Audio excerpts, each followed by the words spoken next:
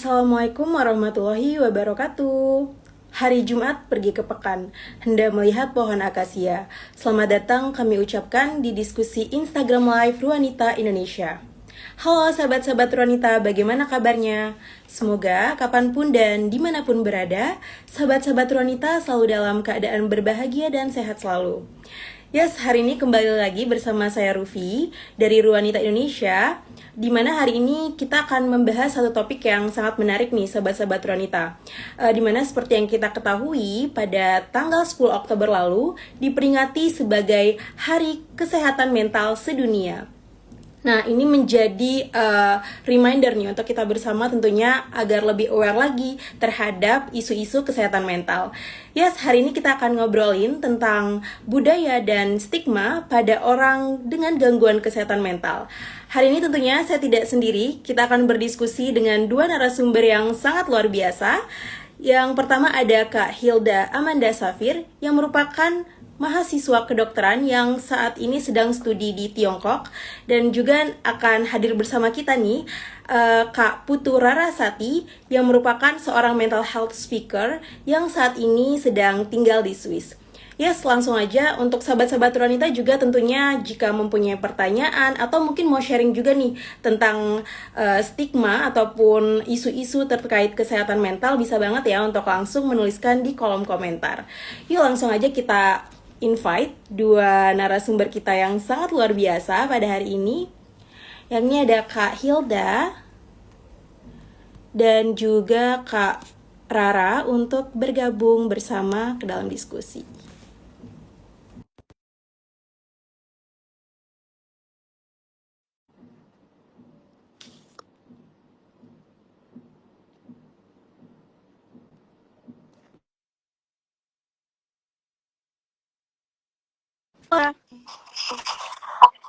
Oke, Kak. Halo. Bergabung. Halo, Kak Hilda. Halo. Gimana kabarnya? Kabar baik, alhamdulillah. Kabar baik juga. Baik ya. Oke, hari ini kita akan ngobrolin nih Kak satu topik terkait budaya dan stigma terhadap terkait budaya dan stigma kesehatan mental seperti itu. Oke, langsung aja ya. Saya ke Kak Hilda terlebih dahulu nih. Nah, di segmen pertama ini kita akan ngobrolin nih Kak tentang pemahaman dan stigma dalam budaya yang berbeda-beda. Nah, menurut pandangan Kak Hilda nih, setelah tinggal sejak 5 tahun lalu ya Kak ya di Tiongkok, menurut Kak Hilda gimana sih Kak budaya Tiongkok itu memandang kesehatan mental? Silakan Kak Hilda. Baik, terima kasih atas pertanyaannya. Jadi di sini selama kurang lebih 5 tahun ya, saya tinggal di Tiongkok.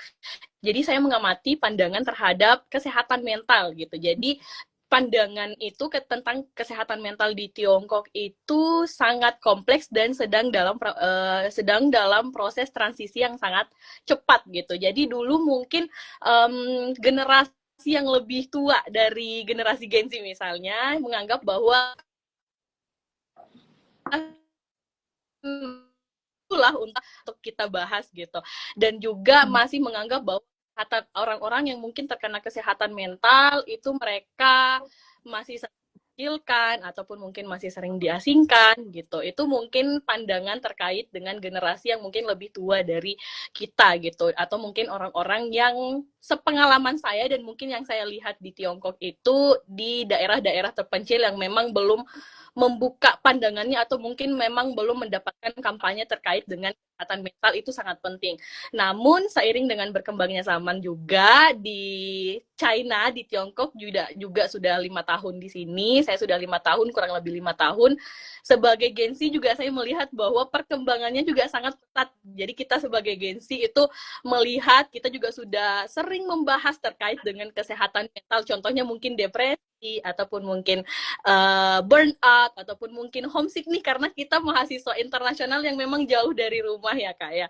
Jadi kita sebagai Gen Z, international student juga, dan mungkin juga anak-anak yang mahasiswa lokal juga, mereka sudah tidak segan lagi untuk membahas terkait dengan kesehatan mental itu sangat penting. Jadi bisa dibilang bahwa adanya kesenjangan generasi sih Kak. Jadi mungkin kita di generasi yang mungkin lebih tua, mereka masih menganggap bahwa, atau mungkin mereka masih mengaitkannya dengan spiritual lah, atau ya lain-lain mungkin ya bisa dikatakan seperti itu. Tapi kalau misalnya generasi Gen Z, karena saya sebagai perwakilan dari Gen Z, kita emang sudah membuka pandangan kita terkait dengan pentingnya kesehatan mental itu.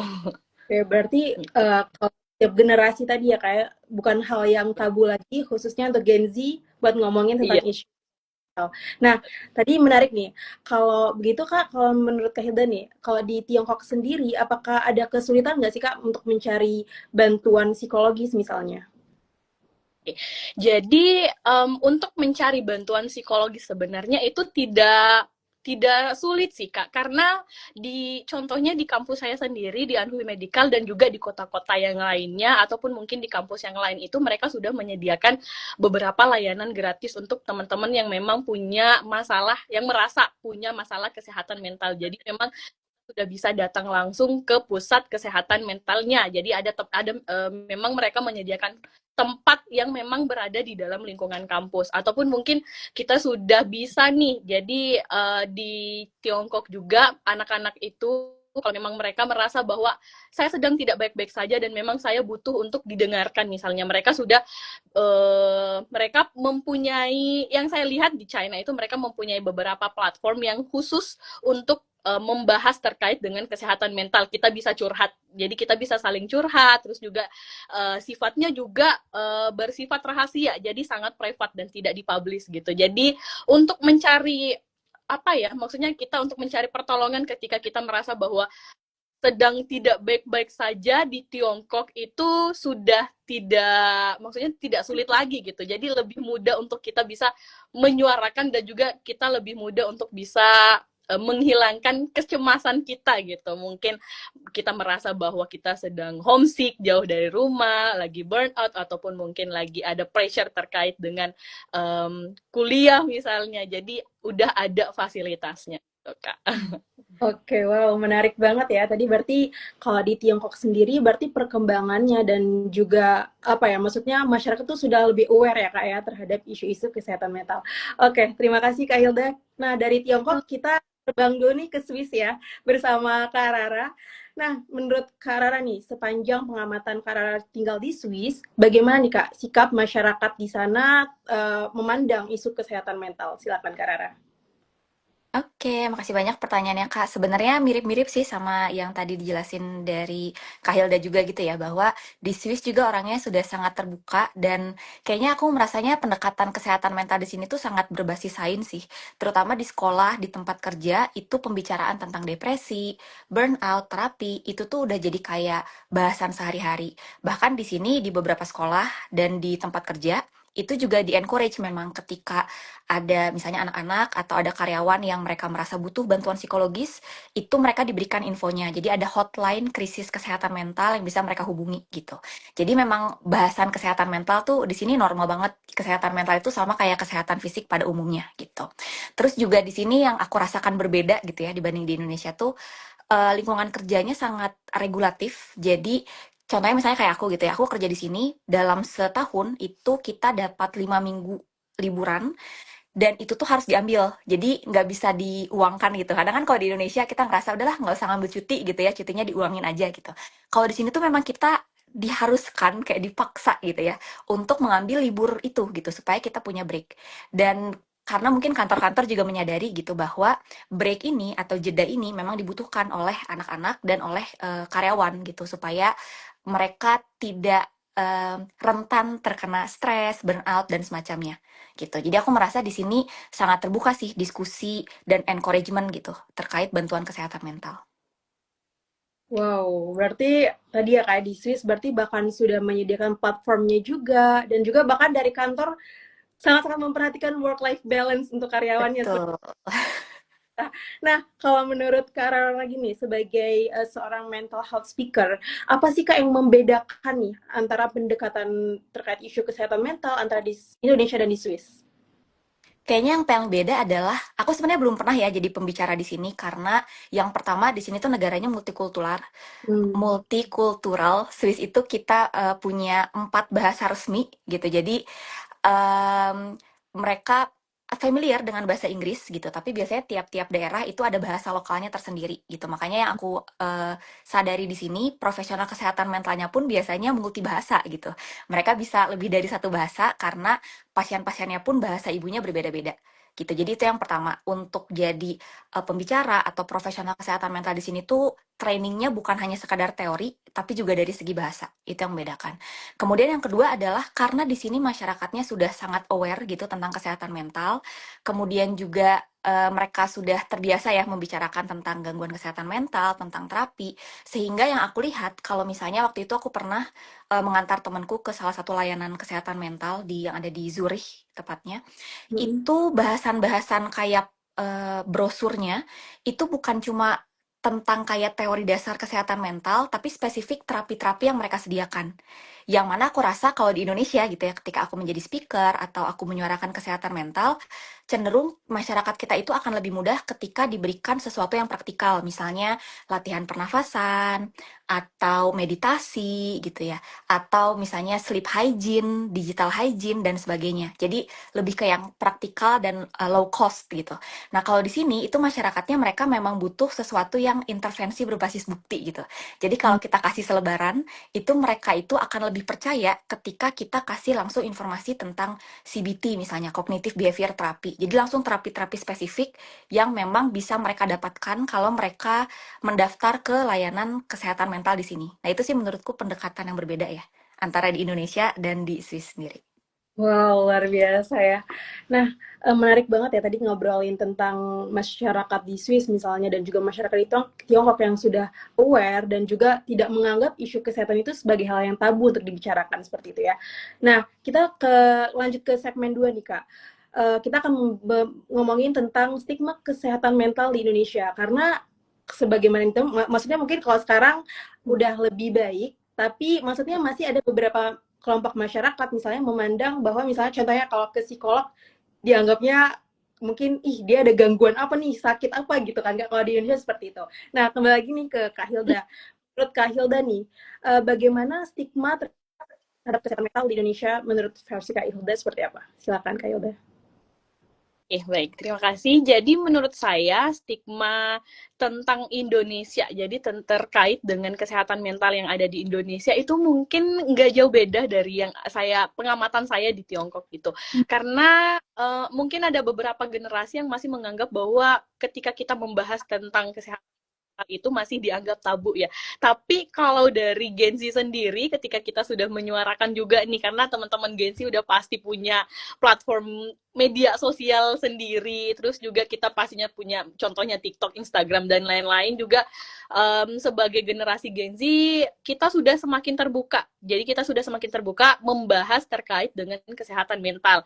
Nah, mungkin ada beberapa stigma nih, ada beberapa stigma yang mungkin apa ya yang mungkin muncul yang menurut saya muncul ketika di Indonesia ketika kita membahas terkait dengan kesehatan mental. Mungkin yang pertama itu terkait dengan kalau memang teman-teman punya masalah terkait dengan kesehatan mental itu bisa dianggap sebagai apa ya contohnya kayak dispiritualkan, mungkin lebih kurang dekat dengan Tuhan misalnya, atau mungkin kurang beribadah, jadi seringkali dianggap kurang dekat dengan pencipta gitu. Atau mungkin yang kedua itu masih merasa teman-teman yang punya masalah terkait dengan kesehatan mental itu masih sering dianggap ini cuma cengeng doang, ataupun mungkin ya udah cari kesibukan, ataupun mungkin mau cari panggung aja misalnya gitu ya. Mungkin karena yang aku pengamatan saya sendiri itu masih ada beberapa stigma seperti itu gitu Kak. Jadi, tapi ya balik lagi karena kita sudah zamannya kita sudah semakin berkembang, Indonesia, Tiongkok dan lain-lain itu sudah berkembang, kita sudah punya media sosial, bahkan orang tua saya sendiri juga sudah punya media sosial, TikTok, Instagram dan lain-lain itu menyuarakan terkait dengan kesehatan mental itu sudah tidak tabu lagi. Maksudnya kita membahas terkait dengan kesehatan mental, pentingnya kesehatan mental, entahkah itu stres, depresi, anxiety, burnout, dan lain-lain itu sudah tidak tabu lagi gitu, Kak. Oke, baik. Berarti kalau untuk sekarang menurut Kak Hilda sudah lebih baik ya. Maksudnya bukan hal tabu lagi untuk ngomongin soal kesehatan. Nah, kalau menurut Kak Rara, pengalaman Kak Rara menjadi speaker, mental health speaker di Indonesia, seperti apa sih Kak? Maksudnya mungkin dari masyarakat Indonesia sendiri memandang kesehatan mental itu? Balik lagi ya sama kayak Kak Hilda, sebenarnya kayaknya label yang paling sering dicap kepada orang-orang yang berusaha mencari bantuan ke psikolog atau psikiater itu adalah entah mereka dianggap gila, Betul. caper, atau kurang iman biasanya. Itu kan Iya. yang paling sering gitu. Dan balik lagi ya, kayaknya ini memang ke root kita karena kita itu kebiasaan masyarakatnya budayanya gotong royong. Kemudian kita juga menjunjung tinggi spiritualitas. Jadi tentunya generasi-generasi di atas kita pasti akan mengencourage lebih dulu untuk kita coba beribadah dulu, coba untuk ditangani sendiri dulu gitu. Mungkin maksud, kalau aku merasanya mungkin maksud orang-orang tuh baik gitu supaya kita mendekatkan diri dengan Tuhan, kita tidak langsung menganggap diri kita sebagai korban dan bermental korban gitu. Tapi sayangnya pada beberapa orang memang gangguan kesehatan mental itu kan sifatnya multifaktor ya, yang tidak bisa diselesaikan hanya dengan spiritualitas atau hanya dengan mereka berjuang sendiri gitu. Nah mungkin isu ini yang kadang tidak dimengerti orang-orang, akhirnya muncullah stigma gitu. Dan juga aku ngerasanya karena kita itu kan dididik untuk berbakti kepada keluarga gitu ya. Jadi kadang juga dari stigma yang umum ini itu menjadi self stigma. Sebagai seorang individu, ketika kita merasa stres, kita butuh bantuan, kita tuh merasa kita jadi beban gitu buat keluarga. Kita merasa kita akan bikin khawatir orang lain kalau kita curhat gitu ya bahwa kita punya masalah. Dan itu membuat kita jadi sungkan untuk cari bantuan. Nah itu sih menurutku. Jadi aku ngerasa sama kayak Kak Hilda, sekarang tuh awareness udah banyak banget gitu ya, apalagi didukung dengan media sosial. Tapi sayangnya mungkin baru berhenti di awareness gitu. Banyak Iya. orang-orang yang mereka sadar nih, mereka kenapa-napa gitu ya. Mereka sadar mereka butuh bantuan, tapi mereka nggak tahu mau nyari bantuan kemana gitu. Bahkan mungkin mereka malu dan sungkan gitu ya untuk nyari bantuan, karena tadi mereka ngerasa, aduh nggak apa-apa nggak ya kalau aku curhat gitu. Duh nggak apa-apa nggak ya kalau aku cerita ke orang tua bahwa aku stres sebenarnya gitu. Nggak apa-apa nggak ya kalau aku cari bantuan ke psikolog gitu. Jadi aku ngerasa kesadaran tuh sudah sangat tersebar luas, tapi mungkin help seeking-nya ini yang masih perlu kita encourage gitu ya, dengan cara memberikan akses informasi, psikolog, psikiater yang bisa diakses tiap daerah, kemudian juga menormalisasikan bahwa mencari bantuan itu nggak apa-apa loh, dan mencari bantuan tuh bukan berarti tanda kamu lemah gitu. Oke, luar biasa sekali. Dan menurut Kak Rara nih, apa sih Kak dampaknya nih bagi individu tadi yang mungkin mereka awalnya ya Mhm. maksudnya mereka udah aware, tapi karena nggak tahu nih mau mencari bantuan kemana, itu menurut Kak apa sih yang dampaknya untuk si individu yang mengalami masalah tersebut? Dampak paling besarnya menurut aku 2 poin sih. Yang pertama self stigma tadi, karena kadang di beberapa klienku pun gitu ya, karena aku memberikan konseling juga, itu mereka tuh merasa diri mereka cacat gitu loh. Jadi ketika mereka merasa tidak normal, mereka merasa ada gangguan gitu ya di kehidupan sehari-hari, mereka tuh melabeli diri mereka, oh aku tuh cacat gitu secara mental, aku tidak bisa berfungsi sebagaimana orang biasanya. Kemudian yang kedua, karena mereka merasa mereka itu jadi beban, mereka itu mengkhawatirkan, akhirnya mereka sungkan nyari bantuan dan mereka jadi menunda nyari bantuan. Yang mana ketika mereka menunda mencari bantuan, itu akan membuat gejalanya tuh makin memburuk gitu loh. Yang mungkin awalnya, oh awalnya stres-stres biasa, mereka nggak bisa tidur gitu ya, lama-lama nggak bisa tidur seminggu. Atau misalnya awalnya cuma nggak bisa tidur, tapi karena mereka nggak pernah nyari bantuan, lama-lama jadi nggak nafsu makan, jadi mengisolasi diri, atau mungkin jadi gampang berkonflik dengan orang sekitar. Nah, itu kan memperburuk gejalanya gitu. Nah, itu sih menurutku dampak yang paling besar gitu. Karena ketika orang itu takut mencari bantuan, intervensi pun akan jadinya lambat gitu. Dan ketika gejalanya memburuk, tentunya kan intervensi yang diberikan perlu lebih kompleks ya. Dan prosesnya lebih panjang. Lagi-lagi, ketika proses itu panjang, tidak semua orang tuh cukup sabar untuk berproses, apalagi ketika lingkungannya nggak suportif. Jadi kadang ada juga beberapa klien yang mereka udah nyari bantuan gitu ya, udah initial counseling gitu. Tapi ternyata tiba-tiba di pertemuan kedua atau ketiga mereka ngilang gitu. Karena mereka ngerasa tiba-tiba muncul lagi keraguan. Kok kayaknya ngapain ya aku konseling ya gitu. Atau misalnya tiba-tiba di tengah proses konseling mereka bilang mau terminasi karena diomongin keluarga misalnya, atau karena tidak direstui oleh orang tua gitu, kata orang tua nggak usah konseling aja, nah kayak gitu. Jadi biasanya itu sih yang akhirnya berdampak, balik lagi gejalanya makin memburuk gitu. Berarti itu dampaknya tuh cukup besar ya, kayak maksudnya tadi Oh. kalau misalnya hanya aware tapi belum misalnya mengetahui tentang mana nih untuk mencari bantuan, tapi akhirnya nanti jadi mencegahnya pun akan sulit dan pengobatannya akan jadi lebih kompleks seperti itu ya Kak ya. Betul, iya.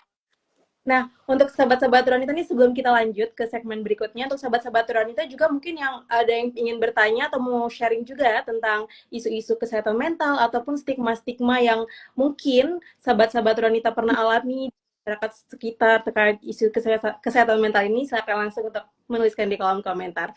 Oke, lanjut nih. Kita akan ngobrolin lagi tentang edukasi nih, Kak. Bagaimana mengatasi dan edukasi terkait isu kesehatan mental ini ke masyarakat. Kita akan balik lagi nih ke Kak Hilda. Menurut kakak nih, apa sih yang kita bisa pelajari Kak dari budaya lain, khususnya kalau Kak Hilda di Tiongkok, terkait untuk mengurangi stigma tentang orang yang mengalami isu-isu kesehatan mental. Seperti apa Kak Hilda? Silakan.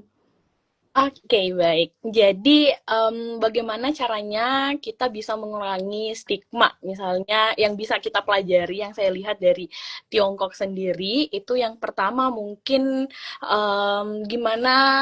Yang pertama, kita sebagai Gen Z juga nih, jadi perwakilan sebagai anak Gen Z, itu pastinya kita lebih bisa untuk menyuarakan terkait dengan kesehatan mental sendiri. Jadi, untuk diri sendiri misalnya, jadi teman-teman yang mungkin bisa lihat atau mungkin yang menonton di sini, ketika memang teman-teman punya merasa bahwa perasaannya itu sedang jadi bahwa itu adalah perasaan yang valid, itu adalah realita.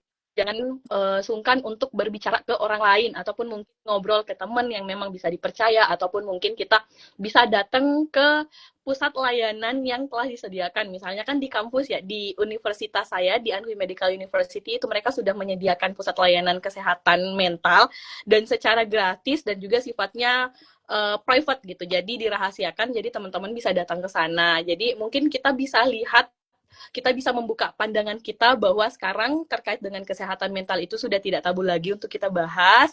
Terus juga yang kedua mungkin saya lihat juga di Tiongkok itu mereka pemerintahnya juga sangat banget nih terkait kesehatan mental. Jadi mereka yang pertama, selain mereka memberikan layanan juga secara gratis, mereka juga biasanya, jadi yang saya lihat itu mereka bekerja sama juga nih dengan beberapa kampus, terus juga biasanya melakukan kampanye lah terkait dengan kesehatan mental, membahas kesehatan mental. Terus juga mereka juga selain memfasilitasi, mereka juga biasanya mengirimkan pesan. Jadi kita tuh anak-anak internasional, student tuh biasanya dapat SMS peringatan lah gitu, mungkin peringatan, walaupun mungkin bahasanya dikirimnya dalam bentuk bahasa Mandarin, tapi bisa ditranslate itu intinya kalau misalnya teman-teman merasa bahwa perasaannya teman-teman itu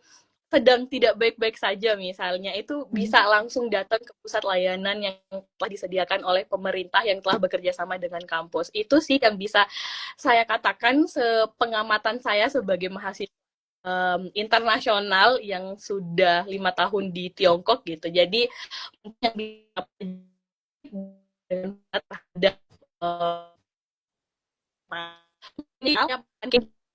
topiknya terkait dengan kesehatan, ini topiknya kesehatan mental. Terus juga yang kedua adanya dukungan juga dari pemerintah, dan juga bekerja sama juga dengan mahasiswa dan juga kampus yang ada di beberapa kota yang ada di Tiongkok gitu Kak. Wow, luar biasa sekali ya Kak Hilda. Tadi hal yang dari apa yang Kak Hilda sampaikan, bahwa ya tadi ya, perasaan apapun yang dialami teman-teman kita semua itu adalah valid. Tadi contohnya sebagai mahasiswa internasional, misalnya homesick valid banget homesick, ya nggak apa-apa homesick, kita maksudnya itu perasaan yang valid dan ya nggak apa-apa banget buat homesick gitu, jauh dari rumah emang itu perasaan yang memang ada gitu kita rasakan seperti itu ya Kak ya. Oke, nah menurut kembali lagi nih ke Kak Rara, menurut Kak Rara faktor-faktor eksternal nih Kak, misalnya contohnya pemerintah ataupun misalnya perusahaan ataupun misalnya kampus, itu sebesar apa sih Kak faktornya itu dapat apa ya, dapat mengurangi stigma-stigma terkait isu kesehatan mental? Kalau menurutku sangat besar sih, karena kan sebagian besar hidup kita tuh di luar rumah ya, teman-teman. Hmm. Kayak kita hidup di sekolah, kita hidup di tempat kerja. Maksudnya sebagian besar waktu kita tuh di sekolah atau di tempat kerja. Jadi tentunya apa yang kita alami di sana gitu, pas itu akan sangat mempengaruhi mood kita seharian gitu. Jadi sangat penting kayak misalnya di Swiss ini aku pelajari adalah balik lagi atasan atau bos itu tuh selalu nge-encourage kita kalau misalnya ada hal-hal yang membuat kita nggak nyaman di tempat kerja, itu mereka open gitu untuk kita diskusi. Dan karena orang di sini tuh sangat multikultural, terus juga mereka nggak terlalu dibawa perasaan gitu ya ketika kita diskusi. Jadi kita bisa diskusi secara terbuka aja. Misalnya kayak, oh aku nggak suka dengan sistem benefit di sini, atau aku misalnya kurang nyaman dengan beban kerjanya, dengan jam kerjanya. Dan karena di sini juga lingkungan kerjanya tadi ya regulatif gitu. Jadi akan sangat mudah bagi kita untuk melaporkan ketidaknyamanan yang kita rasakan di sekolah atau di tempat kerja gitu. Nah, kemudian juga yang aku rasakan mungkin bagaimana dukungan pemerintah itu bisa membantu menormalisasikan kesehatan mental adalah karena kalau di Swiss itu kita wajib punya asuransi. Bahkan kita baru datang pun kayak aku gitu ya, aku baru datang 2 tahun lalu sih ke Swiss, itu tuh harus udah punya sistem asuransi wajib. Cukup mahal, makanya banyak orang yang agak menunda dulu gitu ya. Tapi at the end of the day, kita wajib punya asuransi. Dan akses kesehatan mental ini tuh di-cover sama asuransi. Bahkan asuransi yang basic pun gitu ya, yang paling murah, itu juga nggak cover biaya kesehatan mental. Sehingga aku ngerasa dari sistem akses yang melalui asuransi wajib ini pun, kita dibiasakan untuk diberikan akses informasi kalau kamu butuh bantuan kesehatan mental, itu kita dapat infonya gitu loh, kayak layanan kesehatan mental yang terdekat dari rumah kamu tuh di mana aja gitu. Terus hotline krisisnya nomor berapa, bahkan nggak cuma hotline krisis sih, kadang kita juga dikasih nomor polisi gitu atau nomor kayak ada security gitu di sini yang bisa kita call juga kalau misalnya kita butuh bantuan tertentu gitu dalam kehidupan sehari-hari. Nah, aku ngerasa dari situ pun membiasakan kita bahwa oh, kesehatan mental itu tuh bagian dari kesehatan pada umumnya ya gitu. Kita ke Iya. psikolog itu sama aja kayak kita demam ke dokter gitu. Jadi bukan hal yang memalukan, bukan sesuatu yang luar biasa. Ya kalau kamu stres ya ke psikolog itu tuh hal yang biasa gitu loh. Bahkan sampai di cover sama semua asuransi gitu. Dan itu sih yang menurut aku kayaknya mungkin juga perlu kita suarakan gitu ya di Indonesia supaya orang-orang tuh sadar bahwa kesehatan mental tuh bukan cuma dari individu doang gitu, tapi akan sangat-sangat membantu ketika dari sistem dan dari pemerintah pun juga memang membentuk kebiasaan gitu masyarakat kita untuk terbiasa ya kalau mereka mau konseling tuh sama kayak mereka periksa ke dokter pada umumnya aja gitu loh. Kayak Iya. nggak usah malu, nggak usah sungkan, dan itu bukan beban keluarga gitu. Karena menurutku ya sama aja kayak kita kalau sakit fisik pada umumnya gitu. Nah itu sih mungkin menurutku yang perannya. Wow, iya benar, berarti sebesar itu ya Kak, maksudnya peran dari stakeholder terkait misalnya lewat kebijakan mungkin dari pemerintah bisa Betul. seperti itu ya Kak ya. Oke, kita ke kolom komentar dulu nih, ada pertanyaan dari Kak Rizka. Terima kasih Kak Rizka untuk pertanyaannya. Terima kasih telah membawa isu kesehatan mental dalam forum ini. Kak, kenapa di Indonesia kesehatan mental kerap tidak terdeteksi atau proses terapinya tuh terganggu karena penderita dianggap kurang religius? Oke, menurut pertama mungkin silakan ke Kak Hilda dulu. Menurut Kak Hilda seperti apa?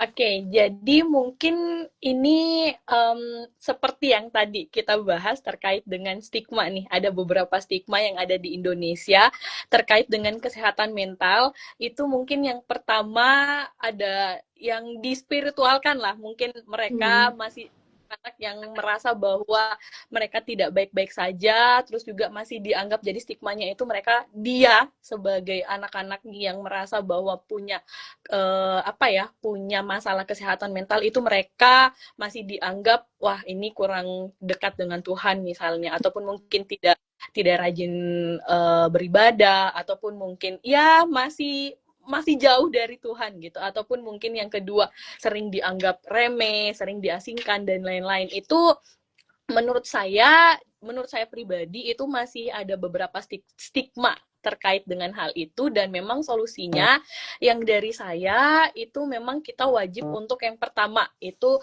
wajib menyuarakan terkait dengan kesehatan mental kita sendiri. Itu salah satunya yang seperti ini, karena 10 Oktober kemarin itu memperingati Hari Mental Sedunia. Jadi terima kasih juga kepada Ruanita yang telah memberikan kesempatan kepada kita berdua, saya, Kak Hilda, dan juga Kak Putu, yang telah memberikan kesempatan untuk menyuarakan terkait dengan pentingnya kesehatan mental. Itu yang pertama. Terus yang kedua, mungkin karena merasa terganggu, jadi penderitanya dianggap tidak religius, itu merupakan stigma ya Kak ya. Jadi kita harus jadi sebagai orang yang kita sebagai orang yang bisa menjadi pendengar yang terbaik gitu. Terus yang kedua, kita juga wajib untuk menurut saya, sepengalaman saya udah banyak banget nih platform yang menyediakan untuk pusat layanan gratis. Jadi kita bisa langsung curhat di sana, di platform tersebut, ataupun mungkin kita bisa langsung datang ke psikolog. Jadi untuk stigma tersebut, kalau memang anak-anak tersebut yang punya masalah kesehatan mental itu memang pasti tidak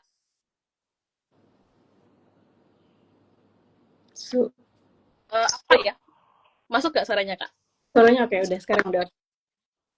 Jadi pasti suaranya hilang lagi Kak Hilda, maaf. Ya, halo. Masuk nggak Kak suaranya? Oh, ya, oke, baik. Jadi menurut saya stigmanya itu untuk mereka yang sudah merasa bahwa punya masalah pribadi dan pasti masih sering dianggap sebagai jauh dari Tuhan misalnya, terus juga masih kurang ibadah. Jadi salah satu solusinya yaitu kita sebagai orang terdekatnya menjadi pendengar yang baik pertama, terus juga datang ke psikolog ataupun mungkin psikiater gitu. Terus yang ketiga, kalau memang tidak bisa datang offline, itu kita pasti di Indonesia mereka sudah punya beberapa platform untuk bisa kita menyuarakan ketakutan kita, kecemasan kita seperti itu. Oke, terima kasih Kak Hilda. Berarti kalau dari Kak Hilda tadi yang di-highlight adalah nggak apa-apa banget nih, misalnya ngomongin isu kesehatan mental bisa dimulai dari kitanya juga dulu ya Kak ya, untuk nggak mau buat ngomongin isu-isu kesehatan mental. Oke, nah kalau menurut Kak Rara nih Kak, dari pertanyaan Kak Rizka ini, dari case Kak Rara nih saat melakukan konseling terkait kesehatan mental, itu kenapa sih Kak kalau di Indonesia itu kesehatan mental itu kerap tidak terdeteksi gitu Kak, dan proses terapinya terganggu karena stigma tadi, karena dikatakan kurang religius. Seperti apa? Kalau menurutku balik lagi sih bagaimana kita dididik untuk mengatasi perasaan kita. Maksudnya bagaimana seorang manusia itu mengekspresikan emosi, mengkonsultasikan perasaan, itu kan tergantung didikan ya, tergantung kebiasaan di keluarga. Ada beberapa keluarga yang memang membiasakan untuk sehari-hari saling bercerita, menanyakan perasaan anaknya. Tapi ada juga beberapa keluarga yang mungkin tidak terbiasa untuk berbicara tentang perasaan satu sama lain. Itu dulu. Jadi menurutku dari segi pola asuh, dari segi kebiasaan di keluarga itu berbeda. Kenapa keluarga ini penting? Karena keluarga itu adalah lingkaran sosial pertama seorang anak gitu, terutama orang tua gitu. Jadi bagaimana seorang anak terbentuk itu tentunya akan ditentukan dari keluarganya dulu. Tapi setelah itu ketika anak bertumbuh dewasa, dia akan menyadari bahwa lingkungan sosialnya bukan hanya keluarga. Bisa jadi nanti seiring bertumbuh dewasa, dia bertemu dengan teman-teman, bertemu dengan sistem di sekolah yang membiasakan untuk berbicara tentang perasaan gitu. Dia melihat contoh teman-temannya saling curhat satu sama lain. Nah, itu kan menjadi pengetahuan ya bagi dia. Oh, ternyata begini ya caranya sharing tentang perasaan. Oh, ternyata mengekspresikan kegelisahan tuh sesuatu yang nggak apa-apa dan sebagainya. Gitu. Jadi menurutku itu sih hal-hal yang kompleks yang bisa mempengaruhi sejauh mana seorang individu itu bisa mengekspresikan perasaan gitu. Tapi memang karena kita itu tumbuhnya di budaya timur gitu ya, kemudian kita spiritualitas itu salah satu hal yang tidak lepas lah dari bagaimana kita tumbuh menjadi seorang individu di Indonesia. Aku pun merasa sebenarnya memberikan saran untuk kita dekat sama Tuhan tuh tidak sepenuhnya salah. Karena pada beberapa klien itu justru membantu ketika mereka beribadah, mereka berdoa, mereka membaca Alkitab gitu ya. Itu membantu mereka merasa tenang, mereka bisa berdamai dengan hidupnya. Tapi sayangnya banyak orang yang tidak menyadari spiritualitas bukan satu-satunya solusi untuk mengatasi kesehatan mental. Jadi tentunya akan keliru ketika kita bilang, "Oh, kalau kamu kenapa-napa ya udah deketin diri sama Tuhan, ya udah beribadah aja, ya udah ke tempat ibadah aja." Itu salah karena itu bukan satu-satunya solusi. Bagi beberapa orang mungkin membantu, tapi bagi beberapa orang tidak. Dan bagi orang-orang yang merasa tidak terbantu, itu bukan berarti mereka salah gitu loh. Mungkin memang mereka butuh metode yang berbeda aja. Nah, menurutku edukasi seperti ini sih yang perlu kita suarakan juga, karena aku merasa kadang kita sebagai misalnya generasi yang baru, misalnya Gen Z itu, kita ngerasa orang tua kita itu nggak paham kondisi kita ketika kita bilang kita butuh bantuan lebih selain berdoa sama Tuhan. Tapi orang tua pun merasa maksud mereka tuh baik sebenarnya gitu. Mereka tuh mau membantu kita, menolong kita dengan cara yang mereka tahu. Nah, balik lagi ya, menurutku sebagai Gen Z, kita juga perlu berempati gitu kepada generasi di atas kita. Zaman dulu, isu kesehatan mental tuh belum se-booming sekarang, teman-teman. Jadi tentu sangat wajar gitu ya, bagi generasi orang tua kita, konseling psikolog tuh bukan sesuatu yang umum gitu. Karena mereka dulu mungkin nggak tahu bahkan kesehatan mental itu apa, mereka nggak tahu depresi itu apa gitu. Jadi tentunya yang mereka sarankan ke kita ya hal-hal yang mereka tahu gitu. Nah, menurutku memahami ini gitu ya, jadi kayak kita nggak black and white thinking, kita berpikir abu-abu, kita saling menyadari bahwa tiap generasi itu pengetahuan kesehatan mentalnya beda, disitulah kita bisa paham. Jadi harapannya sih generasi zaman dulu tahu bahwa oh saran mereka itu bukan satu-satunya solusi, dan generasi sekarang pun paham bahwa nasihat dari orang-orang sekitar itu tidak sepenuhnya salah. Ada maksud baiknya, cuma mungkin ada komen-komen yang mereka tidak paham sepenuhnya tentang diri kita. Nah, menurutku dengan kayak jalan tengah kayak gitu, kita jadi nggak saling baku hantam gitu sih. Kita jadi menyadari bahwa ya tiap orang tuh perjuangan, latar belakang, pola asuh, kebiasaannya tuh berbeda-beda. Nah, itulah yang akan membedakan tuh tiap konseling tuh pasti klien-klienku akan beda-beda. Cara ceritanya, cara mereka mengekspresikan emosi, sungkannya mereka di awal-awal tuh pasti beda-beda. Tapi ketika kita paham bahwa tiap orang punya perjalanan hidup yang berbeda, nah di situ biasanya akan memudahkan sih untuk kita berempati dan kita menyuarakan isu kesehatan mental gitu. Ya, luar biasa sekali Kak Rara. Nah, yang kita highlight nih dari yang kalian sampaikan yaitu tentang bagaimana misalnya di keluarga itu tuh juga menjadi faktor yang besar ya Kak ya Betul. untuk generasi ataupun individu itu memahami dan memandang isu kesehatan mental. Oke, terakhir nih Kak, pesan sebagai mungkin di Kak Rara dulu ya, sekaligus sebagai mental health speaker nih. Saran dan juga pesan yang ingin Kakak sampaikan untuk generasi muda Indonesia dalam memandang isu. Silakan Kak Rara. Ini mungkin sarannya klise banget ya, tapi aku selalu menyampaikan ini di setiap sesi pematerianku. Aku selalu bilang bahwa teman-teman jangan merasa sendiri. Bahkan di momen kalian ngerasa nggak ada pihak-pihak atau media yang bisa jadi penyaluran ekspresi emosi kalian, ada orang-orang di luar sana yang memang sudah dilatih untuk membantu kalian menggali permasalahan dan mendiskusikan alternatif solusi, yaitu psikolog, psikiater, konselor kesehatan mental gitu.